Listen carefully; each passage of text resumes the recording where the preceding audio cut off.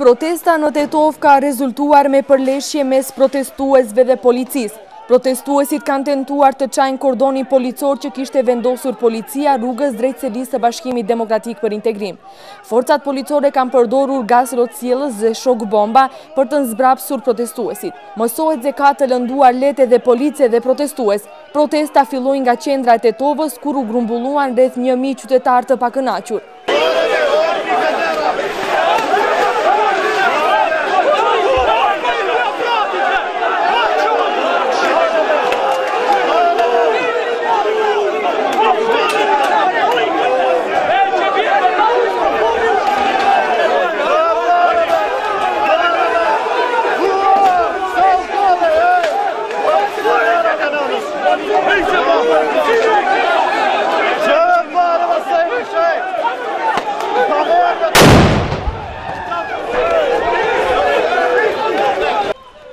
Gjatë gjithë rrugës nuk ka pasur shumë policë, por sa më shumë që afroheshin protestuesit pranë selisë së BDI-s, aq më shumë shtoheshin forcat policore, por edhe aq më shumë shtoheshin edhe protestuesit.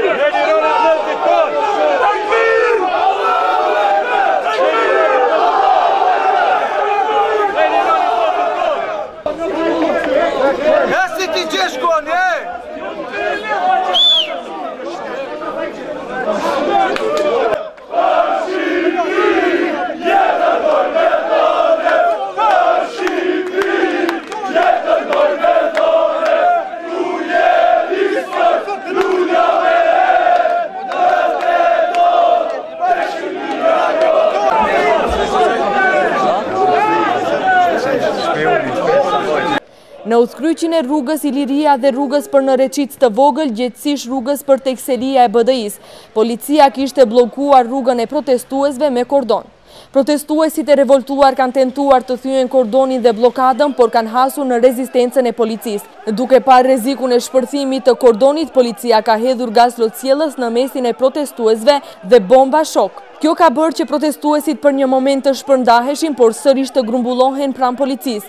Në mesin e protestuesve ka pasur edhe të lënduar në dorë dhe në krah, ndërsa policia ka përdorur edhe shkopin të gomës kundër protestuesve. Po ashtu forcat të mëdha policore janë vërejtur edhe në rrugët tjera të cilat çojnë drejt selisë qendrore të Bashkimit Demokratik për Integrim në Reqic të vogël.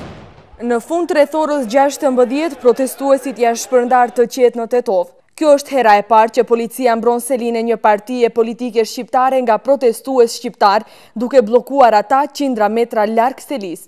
Po ashtu në kordonin e parë të policisë në pikën më të zgjartë, shumica e policëve ishin shqiptar, kurse brenda rreth e përqark selisë së BDI-s ka pasur forca të mëdha policie.